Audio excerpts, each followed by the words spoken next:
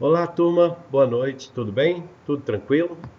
Bom, hoje, como vocês já devem ter ouvido falar, acredito eu, estamos aí com um trabalho pedagógico que se chama justamente com o nome pedagógico, né, que é Parada Pedagógica, por determinação da CRE, né, que é a Coordenação Regional de Ensino.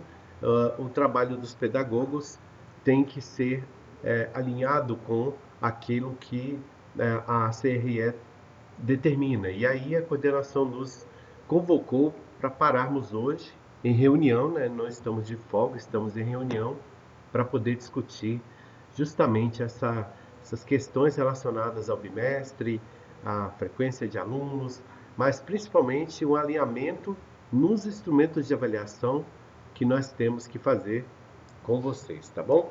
Então, por esse motivo, essa aula um tanto diferente hoje de ciências, ok? E é conteúdo novo, né? O caminho cíclico da matéria, arranjos diferentes dos mesmos elementos químicos que formam substâncias, né? Ou diferentes substâncias, como vocês podem observar, beleza? Então a gente vai começar com esse conteúdo a partir de agora. Espero que vocês gostem aí dessa, dessa nova modalidade de aula desse vídeo, ok? Mas antes de tudo, o que é matéria, né? Segundo a física, matéria é tudo aquilo que tem corpo ou massa e ocupa lugar no espaço. Ou seja, é tudo que existe no universo, né? E se você parar para pensar no universo conhecido pelo homem, tudo que ocupar um lugar no espaço é classificado como matéria. E essa, essa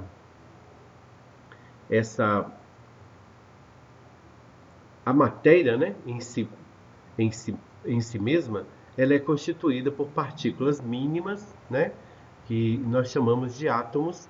Acredito eu, vocês já tiveram aí alguma aula sobre os átomos, né, mas de qualquer forma a gente vai conhecer os átomos aí nessa aula, nessas aulas que a gente vai ter a partir de agora, tá legal?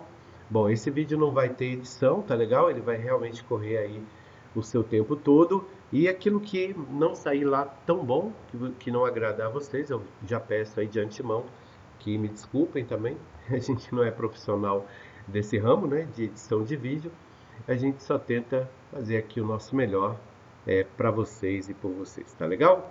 Bom, aí uma observação, né? Corpo é uma porção delimitada de matéria, beleza? Corpo é uma porção delimitada de matéria. O corpo ele tem um tamanho específico, tá? Toda vez que você for falar de corpo em termos de matéria, você tem que entender e tem que se lembrar que o corpo material, ele é uma matéria delimitada, uma porção estabelecida de matéria. Tá legal? Então, vamos que vamos, né? Bom, a constituição da matéria. A matéria é constituída por moléculas, né, formadas por átomos, e os átomos são constituídos ou são formados por prótons, nêutrons e elétrons, ou elétrons, nêutrons e prótons. A ordem aí não vai mudar absolutamente nada, né? Os prótons sendo a carga positiva de um átomo, os nêutrons a carga neutra, aquela parte ou aquela carga elétrica do átomo que promove o equilíbrio, né? E os elétrons, a, as partículas que ocupam a eletrosfera dos átomos, né? A parte externa, a área externa do átomo, sendo a carga negativa dessa partícula, tá bom? Então o átomo foi definido por John Dalton, né, nos tempos mais modernos, como a menor porção formadora de matéria do universo conhecido pelo homem, né? O átomo foi conhecido ainda no século IV antes de Cristo, há cerca de uns 7.000 anos atrás, e de lá para cá muito se estudou sobre essa partícula e a muitas conclusões chegaram, né, os cientistas da área, inclusive ao ponto de montarem um, um organograma, um fluxograma, onde os átomos foram colocados, que é na tabela periódica dos elementos químicos, um grande feito para a humanidade, né? Um trabalho fantástico desenvolvido por um cientista russo chamado Dmitry Ivanovich Mendeleev, cara é considerado o pai da tabela periódica, né? Ganhador do Prêmio Nobel de Química em 1904.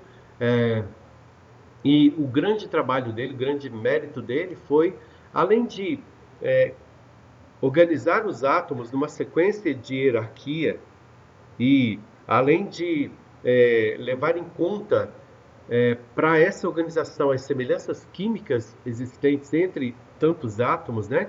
Hoje nós temos na tabela atual 122 átomos ao todo. Então, Mendeleev, em 1869, né, ele conta em sua biografia que ele sonhou, né, ele teve um sonho e ao acordar ele colocou no papel tudo que ele viu em seu sonho, né, tudo aquilo que ele é, tudo que ele sonhou, né? Ele começou a escrever e colocar no papel, e daí montou-se a primeira tabela periódica dos elementos químicos que nós temos notícia em 1869. De lá para cá, ela sofreu algumas alterações, não grandes, né? Nada muito grande, nada muito significativo, porque o feito de Mendeleev foi quase que decisivo, né? Quase que definitivo nesse sentido, mas ainda assim ela foi alterada, né? Em 1913 ela sofre uma intervenção científica também, né? Que ali mexeu com a ordem hierárquica, a tabela que era organizada com base na massa atômica, no número de massa atômica dos átomos, passou a ser organizada a partir de 1913 pela pelo número atômico dos átomos, ou seja, a soma de prótons mais elétrons que os átomos apresentam. Então, até chegou-se a dizer que era um erro, né, de Mendeleev, e por isso foi feito esse trabalho, esse conserto, né, na tabela periódica, porque achavam que o que deveria ser levado em conta não seriam as massas atômicas dos átomos, e sim os números atômicos, propriedades distintas, né? Que possui cada átomo, beleza?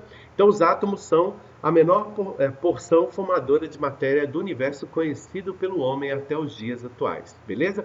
Tudo que existe é formado por matéria, ou perdão, tudo que existe é formado por átomo, né? Toda a matéria é formada por átomo e inclusive o nosso corpo, né? Nós somos formados fundamentalmente por 6 átomos. Temos mais que esses 6, é óbvio, mas nós biologicamente somos formados por átomos de carbono, hidrogênio, oxigênio, o nitrogênio, o enxofre e o fósforo. São 6 átomos fundamentais da constituição biológica humana. Desses 6, 4 deles representam 99,3% de toda a nossa massa corporal, ok? Que são carbono, hidrogênio, oxigênio, nitrogênio, tá? Então, 4 dos 6 átomos fundamentais da constituição biológica humana representam 99,3% de toda a massa do nosso corpo, ok? Então, os átomos formam tudo. Formam um lápis, formam uma caneta, formam o corpo humano, formam uma garrafa d'água, formam esse computador que eu estou usando aqui agora, né? E essa constituição da matéria feita pelos átomos só se tornou possível por questões muito específicas dos átomos, que é a parte química, eles, ao longo do tempo, se uniram uns aos outros, né? Cada um com o seu, digamos assim, entre aspas, né? Que fique bem claro que não se trata aí de seres vivos, é óbvio, mas os átomos parece que na natureza eles se uniram com um propósito muito, muito específico, muito bem definido, né? A gente vê o caso, por exemplo, do átomo de sódio com o átomo de cloro, né? Esses dois átomos se uniram para formar uma substância do nosso uso cotidiano e que nos é vital, né? Que é o sal de cozinha, né? O Na, que é o sódio, unido ao Cl, que é o cloro, formam o sal de cozinha, uma substância vital para a vida humana, porque nós não vivemos sem sal, ok? E eles formam um composto químico, uma substância química essencial à vida de todos os seres vivos da Terra, né? Não só dos seres humanos, mas também dos animais, né? Você já devem ter ouvido falar que o gado, né? Ele come sal. Os elefantes na África, eles comem sal, né? Eles chegam a escavar em grande profundidade do solo da savana africana em busca de sal. E o sal, esse sal de que falamos agora, se originou através da união dos átomos de cloro e sódio, né, formando o cloreto de sódio, né?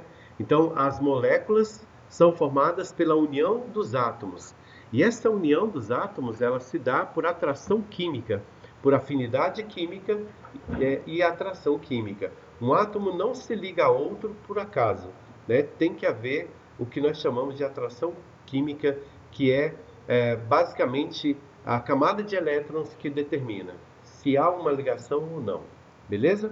Então, os átomos são a parte principal de formação da matéria no nosso planeta e no universo conhecido, tá bom? Então a matéria, né? As moléculas, vamos falar um pouco dela.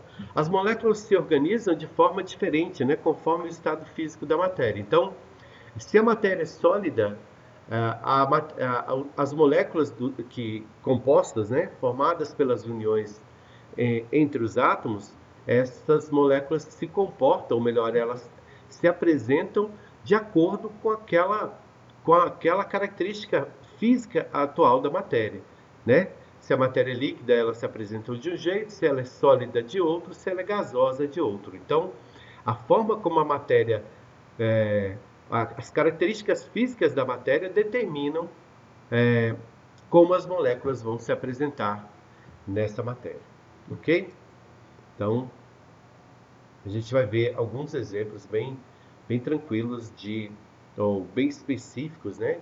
Que nos ajudam a entender bem esse comportamento das moléculas na matéria de acordo com as suas propriedades físicas, ok? Os estados físicos da água nos dão um exemplo muito bacana sobre os estados físicos da matéria em geral. É claro que a gente sabe que alguns elementos químicos não apresentam alguns estados físicos como a água apresenta, mas serve para a gente entender, né, como que a matéria, como a matéria pode se alterar, né, como ela pode se transformar no ambiente através das alterações moleculares, né, que acontecem, seja por fenômenos próprios da natureza ou pela intervenção do homem, ok? Então, o estado líquido da matéria, ou o estado físico da água, o líquido é o estado em que a água realmente mais se apresenta no nosso planeta, né? A Terra é composta por uma porção de terra que equivale aí a mais ou menos 3% de toda a superfície da Terra e os outros 97% é água, né? Então, nosso planeta nem deveria se chamar planeta Terra, e sim planeta Água devido a essas características, né? Devido a essa composição da superfície do planeta Terra, ok? Mas a água, então, ela é esse elemento vital, né? Elemento da vida, formado por 3 moléculas, sendo 2 de hidrogênio e uma de oxigênio, né? Aliás, 3 moléculas não, 3 átomos, né? 3 átomos se uniram para dar origem à molécula do elemento da vida no planeta Terra, que é a água, né? E nós temos, a leitura é H2O, esse 2 é para os átomos de hidrogênio, porque há 2 átomos de hidrogênio e um átomo de oxigênio unidos, quimicamente atraídos uns pelos outros, para se juntarem e formarem essa molécula conhecida como a molécula da água. Beleza? Vamos avançar, né? A água no estado sólido é basicamente o gelo, né? Mas nós temos a neve, que é já um processo de transformação da água em gelo, que também água e é chuva, né? Porque a neve nada mais é do que chuva com água em estado sólido. Então o gelo ele é a expressão do estado físico da água chamado de estado sólido, beleza? isso aí é bem fácil, né? Vocês já viram isso lá no sexto ano, acredito eu, mas vale a pena a gente relembrar para a gente contextualizar e montar, né, esse, esse, esse conhecimento, essa assimilação desse conteúdo que a gente está vendo a partir desse momento. Tá legal? Os estados físicos da água ainda, esse é o vapor, né? Eu poderia ter mostrado aqui para vocês uma chaleira, né? Que é uma vasilha que ferve água para fazer café, chá, essas coisas. Mas eu quis mostrar esse geyser, né? Os geysers são um fenômeno no interior do solo terrestre que ocorre em algumas partes do planeta, né? O Brasil não chega a ter geysers, mas chega perto de ter, né? Caldas Novas, aqui muito perto de nós, é uma região onde a água surge do solo, dos lençóis freáticos, já em uma temperatura bem alta, né? É, e isso mostra não que Caldas Novas já teve ou terá furacões, né? Ou melhor, vulcões, né? Furacões nada a ver, né? Vulcões. Não há indícios geológicos de que já houve alguma erupção vulcânica ou mesmo que qualquer monte existente no município ali, né? Na região de Caldas Novas já tenha sido um vulcão um dia. Nenhuma evidência geológica há para se fazer esse tipo de afirmação. No entanto, águas termais surgem, né, brotam do solo da terra em Caldas Novas. Essa água quente dessa região, segundo os estudos, né, científicos já feitos pelos geólogos, ela surge de proximidades, de muita proximidade com o magma da Terra, né? Lençóis freáticos muito profundos que tem uma proximidade grande com o magma da Terra, né? De magma vocês sabem o que é, acredito que ainda se lembrem. É aquela lava líquida, né? Aquela brasa líquida que é a lava que existe no interior do solo terrestre, beleza? Então, há estudos que mostram que as águas termais de Caldas Novas, elas existem devido a esse fenômeno, né, de proximidade dos lençóis freáticos com o magma da Terra, ok? Ah, as mudanças de estado físico que a água sofre, né? A água está sendo aqui nosso melhor exemplo, ou um exemplo bom para a gente entender as transformações que a matéria sofre, e a água se transforma por estados físicos definidos, né? E estabelecidos. Nós temos a sublimação, a ressublimação, a solidificação, a liquefação, também chamada de condensação, a vaporização ou a evaporação, pode chamar pelos dois nomes, né? Qualquer um dos dois. E esses processos podem fazer a água sair do estado sólido para o líquido e do líquido para o gasoso. E vice-versa, porque do gasoso pode surgir o líquido e do líquido pode surgir o sólido. Ok? Então, nós temos aí ó, o processo de sublimação, é quando a água sai do estado sólido para o estado gasoso. Esse processo geralmente ocorre na atmosfera para a formação de nuvens, ok? A ressublimação é quando as nuvens precipitam, ou seja, quando chove. Aí a água sai do estado gasoso para o estado líquido novamente, beleza? A fusão é quando a água sai do sólido para o líquido, beleza? A vaporização ou a evaporação do líquido para o gasoso. A liquefação é quando o gasoso se transforma em líquido, né? A água em estado gasoso vai para o estado líquido, se transforma em água líquida.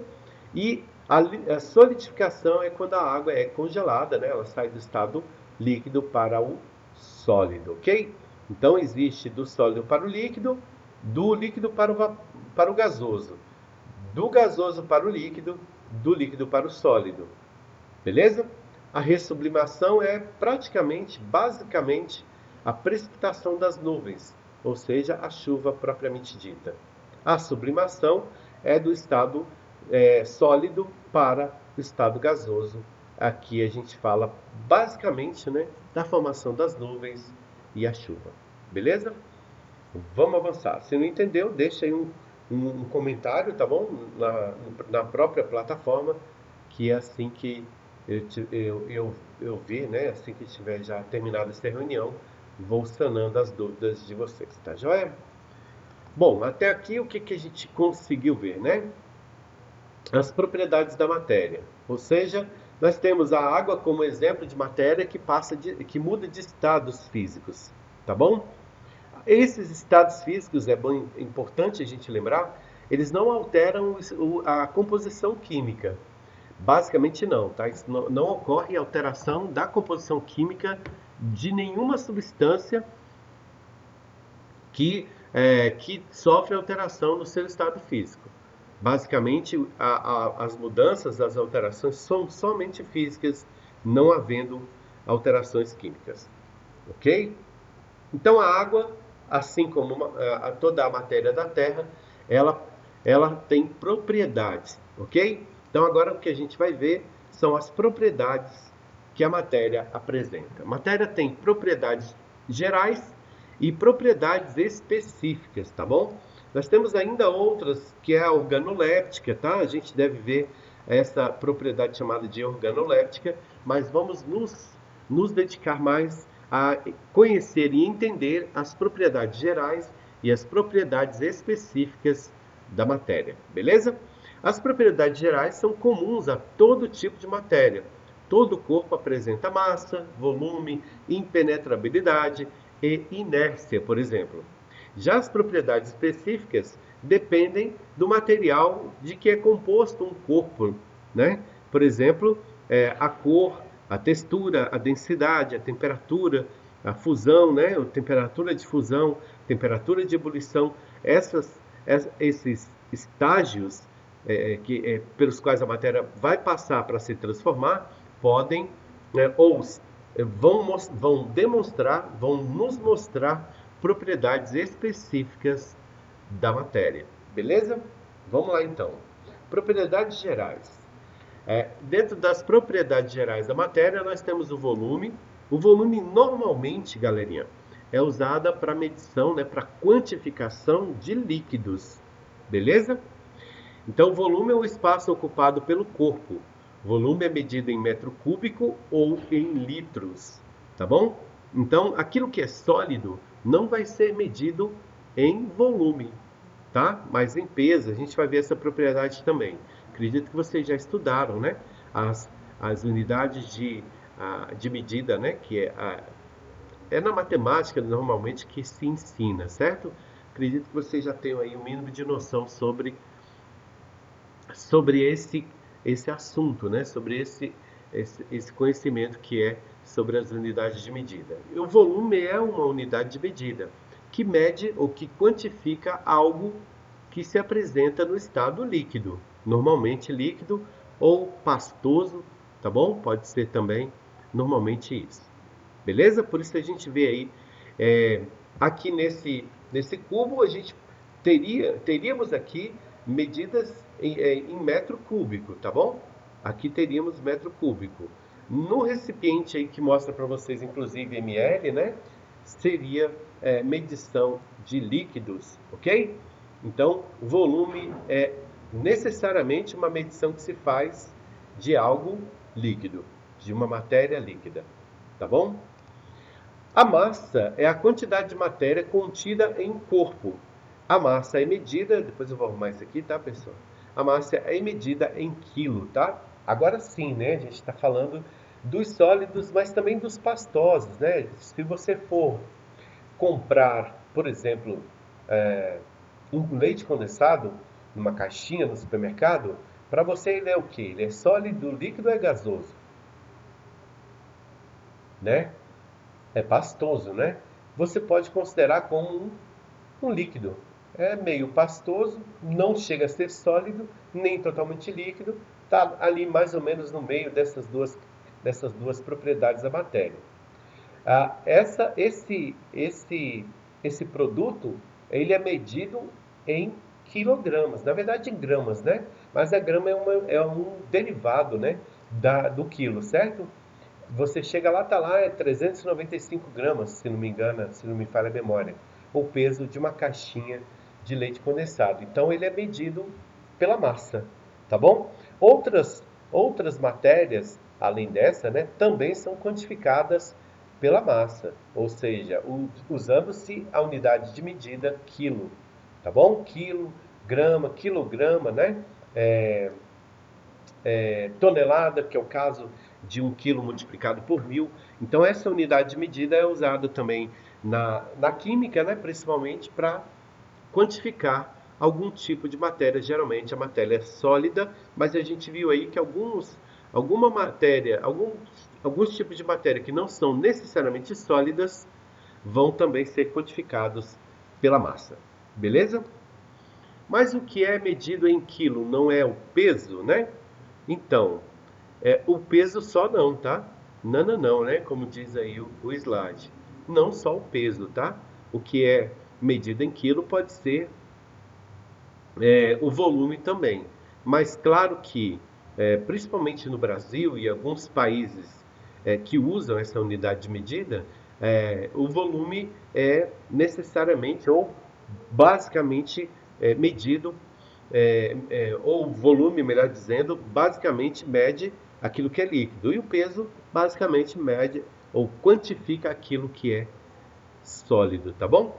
Claro que a gente viu aí, como o caso do leite condensado, alguns, alguns produtos que não chegam a ser totalmente sólidos nem líquidos também são quantificados pelo peso, tá bom? O peso é a força gravitacional com que um astro atrai um corpo, né? Ele é medido em newtons, ok? A gente vai entender newtons lá no segundo semestre, tá bom? Nessa disciplina de ciências. A gente vai estudar essa física mais matemática aí lá no segundo semestre, beleza? Agora é um pouquinho, uma introduçãozinha sobre um aspecto estudado pela área da física, né? Pela ciência da física, beleza?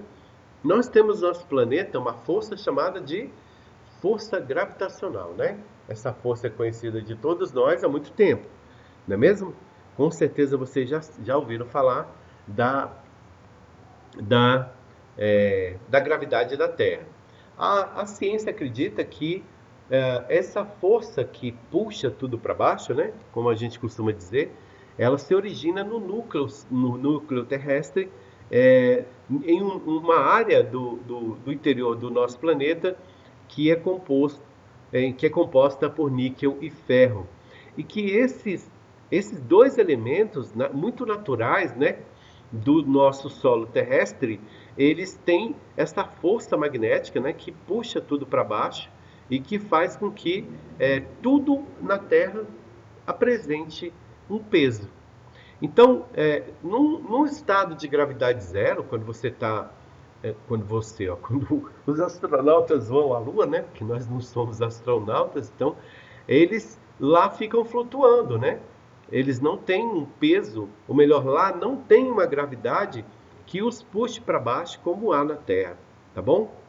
E aí, Isaac Newton, né, por essa unidade de medida recebe o seu nome, o nome em homenagem ao pai da física, ele estabeleceu esse Newton como uma unidade de medida de força, isso levando em conta e sendo é, estando diretamente relacionado com a gravidade, que é o peso em Newton, beleza? Então nós temos aí o peso em Newton como unidade de medida de força na física para a quantificação da matéria também, ok? Então olha lá, peso é igual a massa vezes a gravidade. Esse P é igual a M vezes G, porque esse pontinho aqui, galerinha, não é um ponto final, tá? E vocês já sabem, né? Acredito que sim, que na matemática foi tirado o x, né? Que era sinal de multiplicação, e agora usamos um ponto, beleza? P é o peso, que é igual a massa vezes a gravidade. Onde P é peso, M é massa, G é aceleração da gravidade, tá? É a gravidade de maneira mais simplificada aí para a gente entender, beleza? Então, dá para a gente calcular nosso peso? Dá. Vocês já ouviram falar de AMC, né? Não, IMC, né?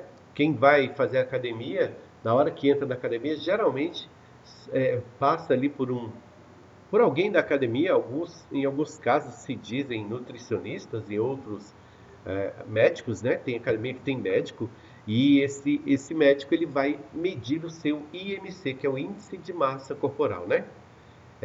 Dá para calcular, então, através disso, dá para estimar o peso, né, e o tamanho do nosso corpo, a quantidade de gordura, de músculo e tal? Dá, é justamente esse o cálculo que se faz usando essas propriedades matemáticas, tá bom? Então, dá para calcular o nosso peso, ok? A balança dá a massa, mas ela sente o peso? Vamos entender isso, né? Então, olha aí, na Terra, esse cientista, ao subir na balança, ele pesaria 78 quilos. E por que ele pesa isso, né? Eu quando dou esse tipo de aula em sala de aula mesmo, eu gosto de brincar, né? De pegar alguma coisa e deixar cair no chão. Porque o que acontece, pessoal? Se nós não tivéssemos a gravidade, nós, se a Terra não tivesse a força de gravidade que ela tem, tudo, tudo aqui flutuaria como lá na Lua, né? Ou como no espaço sideral, onde a gravidade já é zero a partir da estratosfera, né? Da exosfera, melhor dizendo. Então nós temos as camadas da nossa atmosfera, as subcamadas, na verdade, né? E sendo a última delas a exosfera. A partir da exosfera, segundo a NASA, né? A gravidade já alcança o nível zero. Então, se nós tivéssemos, ou você pode até olhar aí à direita, né? O, o astronauta subindo numa balança lá na Lua, né? Então, aqui na Terra, ele pesou 78 quilos, lá na Lua, ele pesou só 13 quilos. Por que essa diferença de peso? É porque na Lua não tem gravidade, né? Não tem força gravitacional. Não tem uma gravidade igual à gravidade da Terra, suficiente para fazer com que o nosso corpo tenha esse peso, né? Para que o nosso corpo apresente essa mesma densidade, beleza? Então, a balança sente o peso? Na verdade, ela mede, né? Ela tem um mecanismo que mede o nosso peso, ou o peso de uma pessoa sobre ela, e esse mecanismo acusa essa força em newtons que está sobre a balança, e aí estabelece-se o peso do corpo que subiu nela. Beleza? Então, a, a Lua não tem, pelo que a NASA divulga desde 1969, quando o homem pisou na Lua, né? A NASA nunca chegou a dizer que a gravidade da Lua é zero, tá? Na verdade, agora em Marte, quando os robôs foram a Marte, porque nenhum ser humano pisou em Marte, tá? Que fique bem claro, não houve ainda o contato do homem com o solo de Marte, né? Com o solo marciano, mas sim máquinas, apenas máquinas, robôs e sondas, né? É, Lá constatou-se gravidade zero, né? Até o momento. Mas pode ser que as condições de lá, em alguma área, em alguma região, seja diferente, tá bom? Aliás, em Marte não, perdão, vamos corrigir isso aqui, né? Marte tem gravidade muito parecida com a da Terra, né? O corpo lá, os robôs, né, que foram, as sondas que foram ao solo marciano, não não ficaram em suspensão, né? Essas máquinas não ficaram na gravidade zero, não sofreram o efeito de gravidade zero, pelo contrário, puderam se mover normalmente no solo de Marte como se estivesse na Terra mesmo, ok? A aferição de uma balança de pratos, né? Antigamente, isso aqui hoje é peça de museu, né? Ou de colecionador. Esses pratos que eram feitos de bronze, todos eles pesavam exatamente a mesma coisa, né? Era uma precisão absurda que esses pratos possuíam, e eles eram fabricados sob critérios muito rígidos, fazendo com que eles tivessem, né, obrigatoriamente o mesmo peso. Tá legal? Aí, esses pesos aqui também de bronze, né? Esses sim, eles estabeleceriam aí um contrapeso àquilo que quiséssemos pesar. Então, à medida que colocássemos aqui uma porção, sei lá, de carne, aqui colocaríamos pesos que nos levasse a aferir, a conseguir entender e verificar qual o peso dessa carne colocada no prato. Tá bom? Então, já não existe mais, até existe, né? No interior ainda tem balanças como essas sendo usadas, Essa aqui não é muito comum, porque realmente é uma relíquia já, né? Uma antiguidade, um colecionável, mas ainda existem balanças chamadas de analógicas, né? Em algumas mercearias e comércios do interior do Brasil e outras partes do mundo também. Aqui nós temos de novo, né, esses itens que são usados para peso, né, para pesar em uma balança a chamada de analógica, né, essas balanças mecânicas. Então nós temos aí ó, um aquadouro que é. Aqui nós temos. Ah, tá. Aqui bem legal. Ó, foi colocada uma eletrônica que mediu esse peso, né? Esse peso aqui é 50 gramas, né? Então nós temos vários tamanhos de peso que são usados nas balanças mecânicas para poder termos ou quantificarmos uma porção de alguma coisa. Por exemplo, a carne, né, de que eu falei agora há pouco. Ok? Aferição de uma balança eletrônica. Então, para saber se a balança eletrônica está devidamente balanceada, né, equilibrada, com a medição correta, são utilizados os pesos mecânicos. Olha que curioso, né? O que é automático sendo aferido por aquilo que é totalmente mecânico, né? E antigo também. Ok? Então vamos lá. Agora, explica isso, né? Se colocássemos esses contrapesos na Terra e na Lua, eles agiriam com o mesmo peso, possuindo as mesmas características físicas? Ou seja, o peso deles seria o mesmo? Seria, né? É isso que ele quer dizer, é isso que ele quer mostrar aqui, tá? Por quê? Porque ao chegar na Lua, esse peso aqui não será vencido pela gravidade de lá. E aqui ele já tem, né, um peso, melhor, ele já foi fabricado com o objetivo de contrabalancear aquilo que está do outro lado. Ok? Então, é isso que ele quer dizer, né? Na Lua ou na Terra, esse contrapeso aqui surtirá o mesmo efeito. Ok? Inércia. Inércia é uma propriedade física que a matéria apresenta, tá? Ah, é, Isaac Newton, ele traz para nós algumas grandezas da física, e a inércia é uma delas, e ele nos traz a explicação sobre o que seja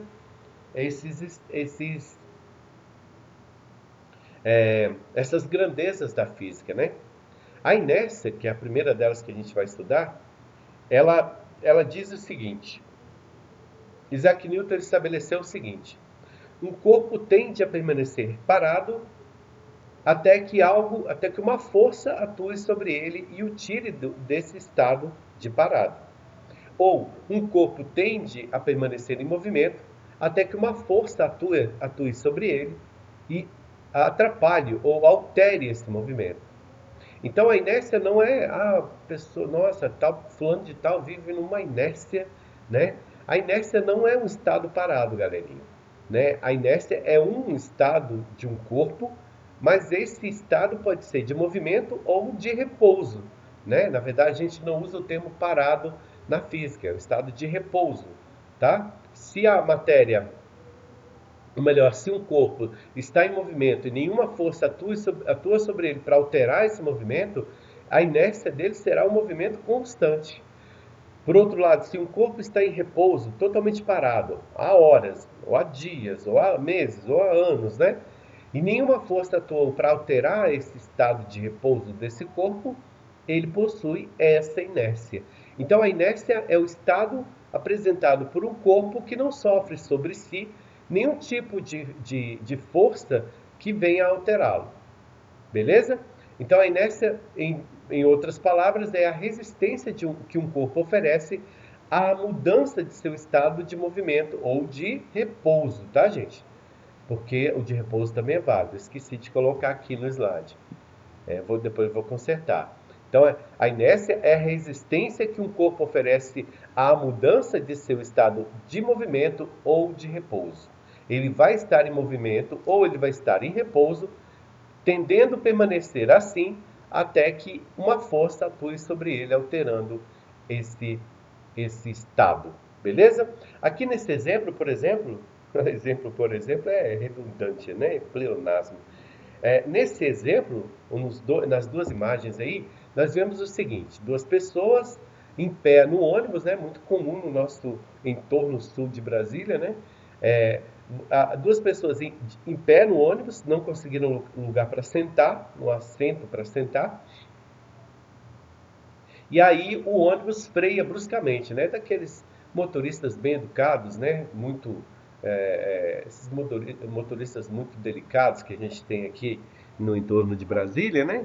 Que não estão nem aí para quem eles estão carregando. Para eles carregam, são animais, né? Na verdade somos animais, mas somos animais iguais a ele, né? No mínimo. E aí, além de tudo, temos aí algo de especial, né? Então, aí ele freia bruscamente. Ah, o corpo das pessoas vai sair da inércia? Segundo a imagem, sim, não é isso? Então a inércia do corpo das duas pessoas em pé no ônibus, segurando na barra, né? Enquanto ele se movimenta.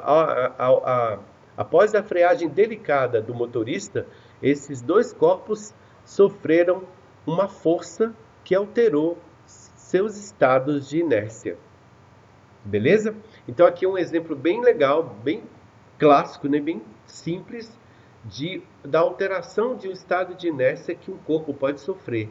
O motorista ele provocou essa alteração do estado de inércia desses dois corpos ao frear delicadamente esse ônibus. Beleza? Então isso é um exemplo bem claro, né? Bem simples, mas também muito claro do que é a inércia. É o estado do corpo. E esse estado tende a ser alterado quando uma força atua sobre esse corpo. Se ele está parado, ele pode sair desse estado de repouso, deixar de estar parado. Se ele está em movimento, ele pode sofrer alteração desse estado de movimento. Beleza? Então, um corpo parado tende a permanecer parado. Um corpo em movimento tende a permanecer em movimento. Está aqui, né? Esse estado, tanto do corpo parado quanto do corpo em movimento, tende a ser modificado se uma força atuar sobre ele. Beleza? Tranquilo até aí, né? Tá aqui o exemplo da bola. A bola vai ficar parada a vida toda até que algo a faça se mover. Não é isso? Até que o jogador aí chute essa bola, ela vai permanecer em repouso. Então, esse é o estado de inércia da bola. Beleza? Estado em que ela se apresenta até que algo atue sobre ela, no caso, o chute do jogador, alterando esse estado em que ela está nesse momento. Beleza?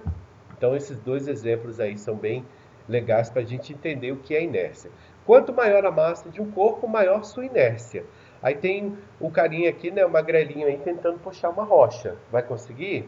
Não vai, né? Então, quanto maior a massa de um corpo, maior a sua inércia. Quanto maior o veículo, aqui ó, o exemplo, esse caminhão, vocês acham que ele para da mesma forma que para um carro desse? A gente já sabe que não, né? Que ele tem muito mais dificuldade para frear, para parar. Por quê? Porque o seu corpo é muito grande para alterar a inércia dele, que é a do movimento, né? Sair do estado de parado para o estado ou melhor, do estado de movimento para o estado parado. Beleza? Então, quanto maior a massa de um corpo, maior será a sua inércia. Para alterar essa inércia, vai ter que ser exercida sobre esse corpo uma força muito grande. Qual é a força grande que atua sobre o corpo desse caminhão, ou desses três carros, que altere a inércia deles? Qual é a inércia deles aqui agora? O movimento, ok? Qual é a força que terá que atuar sobre eles para alterar essa inércia? O frear do carro, né? A ação do motorista de frear esses veículos, fazendo-os parar. Aí a inércia deles será alterada. Esse cara, esse magrelo aqui, certamente não vai conseguir tirar essa rocha do lugar, não é isso? Não vai, certo? Se ele conseguisse, o que ele faria? O que ele provocaria? Mudança de inércia dessa rocha, desse corpo de pedra que ele está tentando arrastar aqui. É só para a gente descontrair um pouquinho, né? Beleza? Então, quanto à inércia, se tiver alguma dúvida, escrevam lá na plataforma, ok? Que aí, assim que eu ler, eu procurarei tirar as dúvidas de vocês, ok? Agora, a impenetrabilidade é mais uma das grandezas da física, né? Que a gente tem que entender até para compreender, né, o que Isaac Newton quis dizer. Ele disse: dois corpos não ocupam o mesmo lugar, o mesmo lugar no espaço, né? Na verdade, ele diz que dois corpos não ocupam o mesmo lugar ao mesmo tempo, né? E o exemplo aí do senhorzinho aí se refrescando na banheira nos mostra o seguinte: a banheira tinha já uma quantidade de água, que era o corpo que ocupava esse espaço, o espaço da banheira, beleza? E aí o corpo do senhorzinho aí foi e entrou na banheira também. O que, que ele fez? Ele fez a água derramar, né?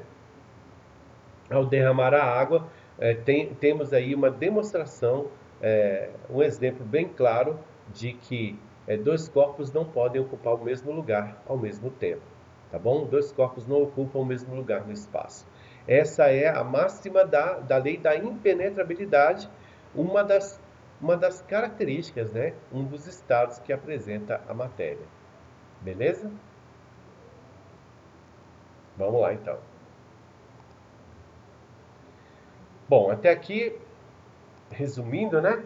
Resumindo, até aqui nós entendemos então já a inércia, beleza? Um dos estados da matéria, ou uma das propriedades que a matéria apresenta, e a inércia diz que um corpo, ou melhor, a inércia mostra que um corpo vai permanecer em repouso ou em movimento até que uma força atue sobre ele, alterando esse estado. Não é mesmo?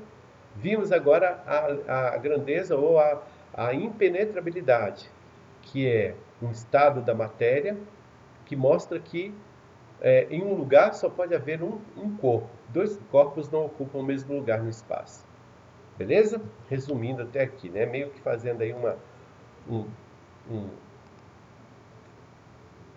rememorando, né? Recapitulando. Não é mesmo? Vamos lá. Densidade, outra grandeza da física, né?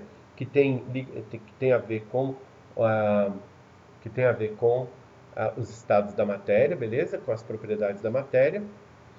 Densidade é a relação entre a quantidade de matéria, ou a massa dela, e o espaço ocupado por ela, que é o volume, tá bom? Então, a densidade é a relação entre a quantidade de matéria, que é a massa, e o espaço que ela ocupa, que é o volume. Aí tem essa formulazinha matemática aí, D é igual a M dividido por V, né?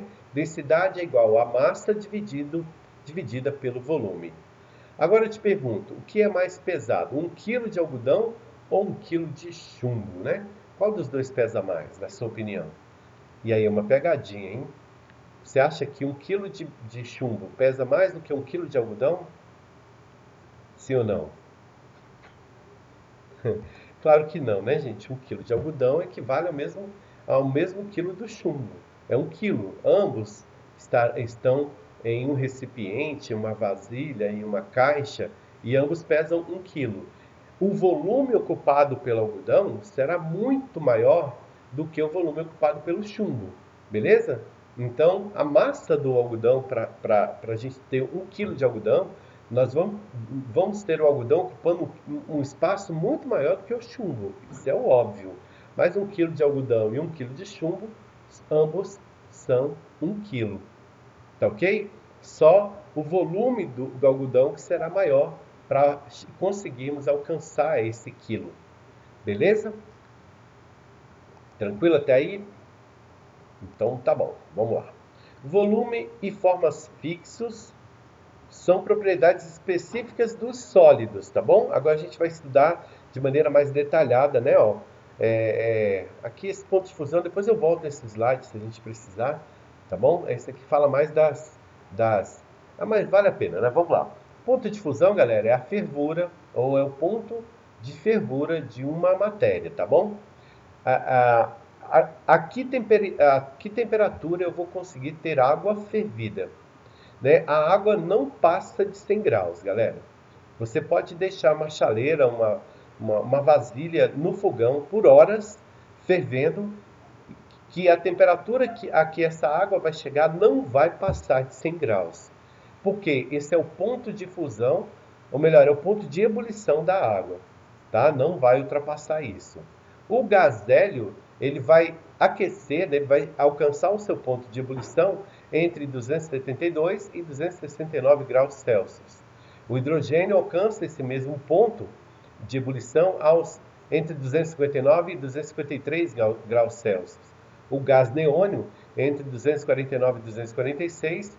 O flúor, né, que é um composto químico também, vai alcançar esse mesmo ponto de ebulição entre 220 e 188 graus Celsius. Nitrogênio estará quente, né?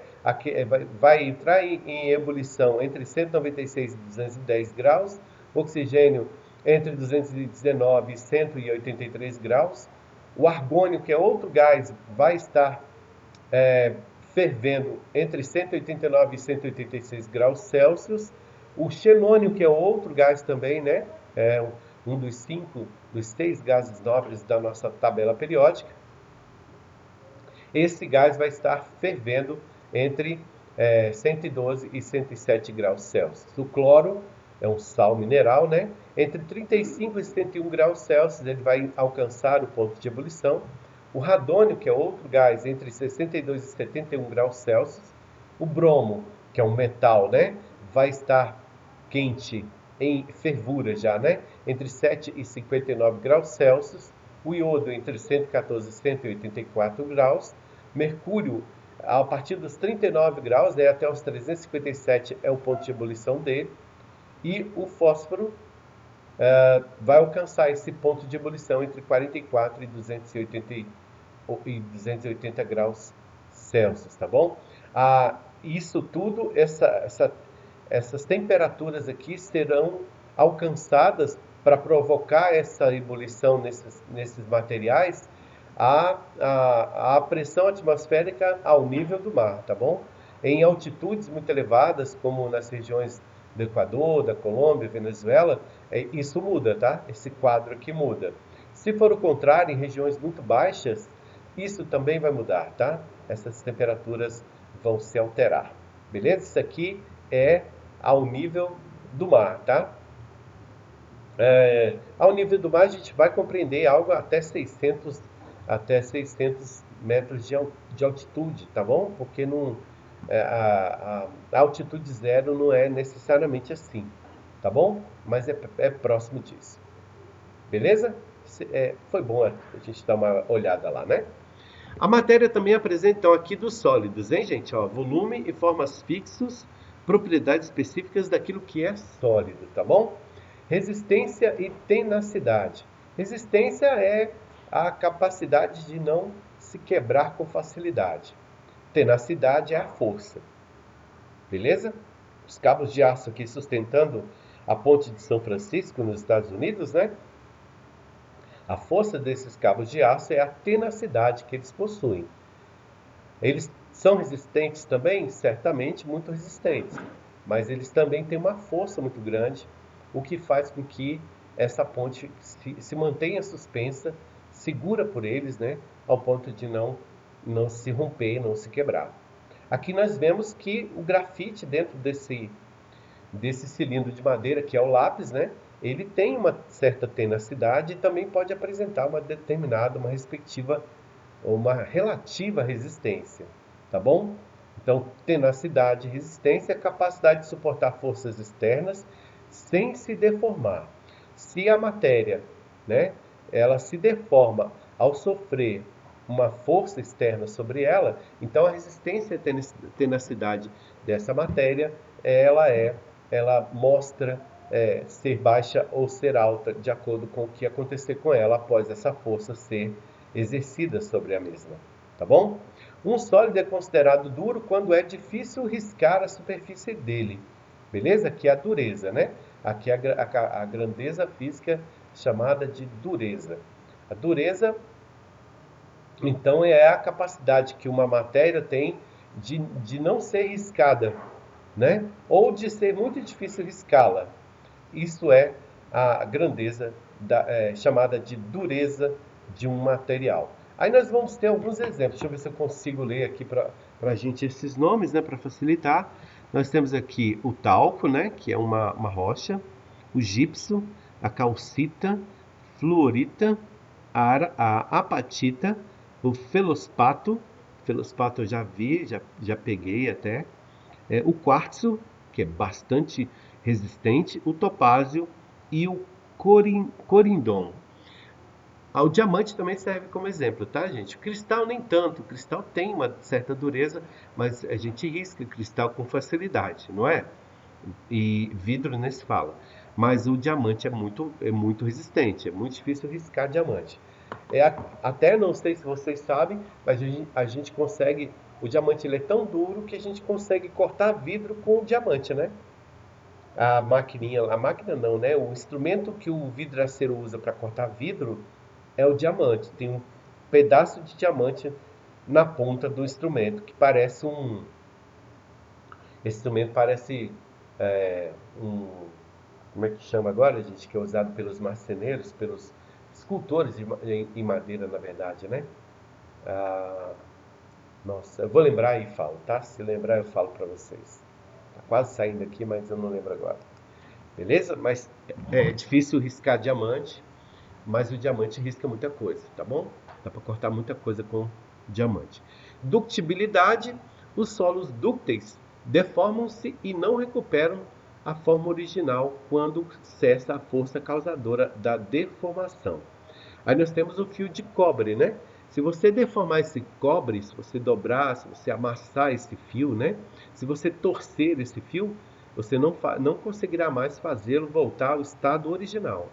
Ele não ficará mais tão, né, tão bem arrumadinho, tão bonito quanto ele está aí no rolo apresentado para vocês nessa imagem, tá bom? Então essa essa característica, essa grandeza é a ductibilidade. Tem sólidos que apresentam isso: o chumbo, o cobre, o bronze. O bronze é mais rígido, mas o cobre não. O cobre ele apresenta essa essa não é uma fraqueza, é uma característica desse tipo de matéria. Beleza? Elasticidade: os sólidos elásticos esticam-se e recuperam a forma original quando cessa a força causadora desse esticamento, né? Dessa deformação. Tá bom? Então, o elástico é um exemplo disso, né? Essas liguinhas aí são ligas de látex, né? Ligas elásticas de látex, elas mostram bem o que é a elasticidade de um material. A elasticidade plena, ela ocorre quando a matéria, depois de esticada, volta ao estado natural dela, quando a força que a deformava cessa, né, ela volta ao estado original. Agora, propriedades específicas, deixa eu ver aqui o tempo de aula, né? Tá, eu vou dar mais 12 minutos de aula, na verdade, seria 1h20, equivale a 80 minutos, não é isso? Isso, mas eu vou fazer apenas 70 minutos, tá joia? Que é o tempo de vocês se prepararem e entrarem na aula e depois cessarem, porque essa nossa aula é dupla, né? Então seria 1h20 de aula, mas eu vou fazer apenas 1h10, tá joia? Daqui 11 minutos eu encerro essa aulinha nossa. Propriedades específicas agora dos líquidos, tá? Novamente, lembrando, os líquidos são quantificados em volume fixo e forma variável, tá bom? Os líquidos apresentam volume fixo, mas a forma é variável, tá bom? Volatilidade: um líquido volátil se evapora facilmente.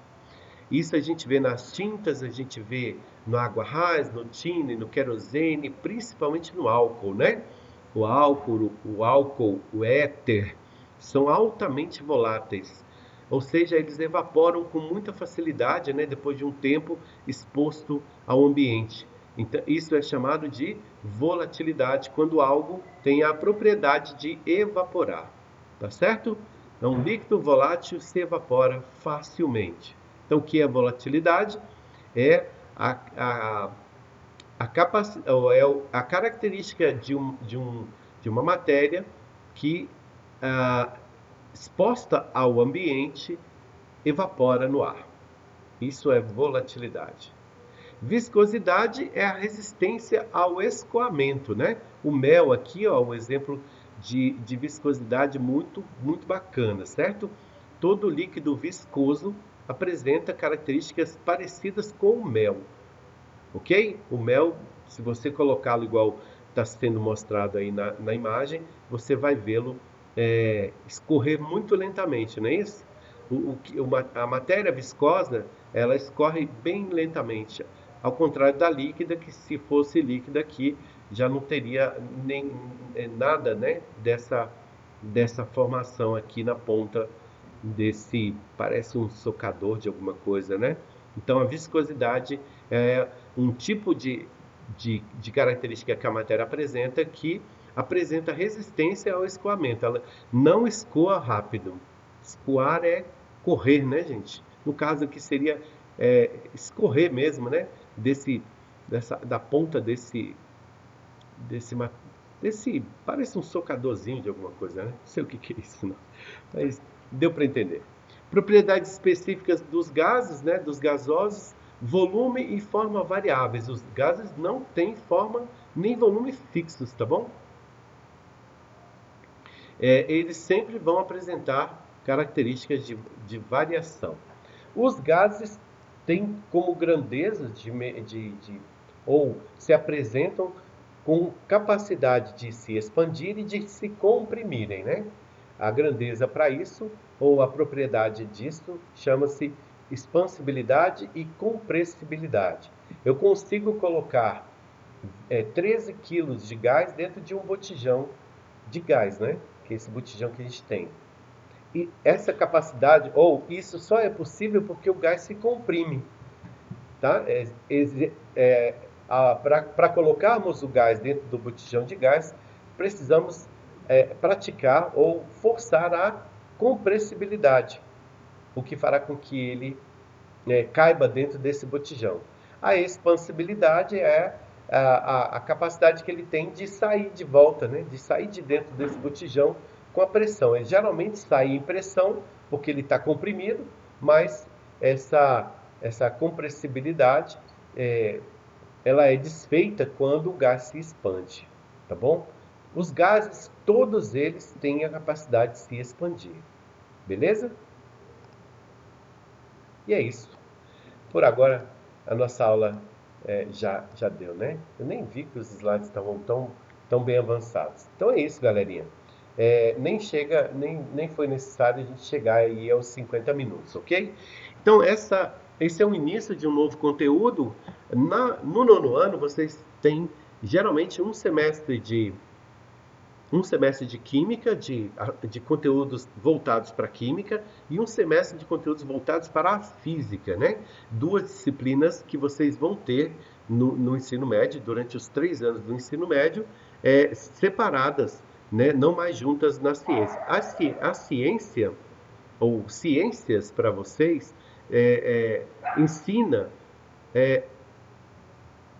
assuntos, conteúdos de maneira resumida ou de maneira um tanto superficial. No ensino médio, isso tudo é aprofundado. A química e a física, ou conteúdos de química e de física no nono ano, eles servem para preparar vocês para a nova etapa de vida que vocês terão pela frente a partir do ano que vem, que é o ensino médio. Lá vocês não terão mais a disciplina de ciências, né? Terão separadas agora biologia, química e física, as 3 matérias que hoje estão dentro das ciências, que vocês têm desde lá do ensino fundamental 1, e vão estar separadas, ensinando de maneira muito específica e aprofundados os conteúdos inerentes, né, a essa área do conhecimento humano. Beleza? Então, é isso por hoje. Espero que vocês tenham gostado aí. Uma aula diferente, né? Daquilo que a gente está acostumado a ver. E esses são os caminhos cíclicos da matéria. É só um começo. A gente tem muito ainda para ver, né? Muita coisa para a gente ver ainda relacionada a esse assunto. E a gente vai ver nas aulas a partir da semana que vem. Tá joia? Então é isso, mesmo não estando vendo vocês aí, nem vocês me vendo, mas certamente me ouvem bem. Eu espero que tenham gostado, que fiquem bem e que nos vemos na próxima aula, quarta-feira da semana que vem, tá bom? Até lá, muito obrigado, fiquem bem, se cuidem, um ótimo final de semana e até mais.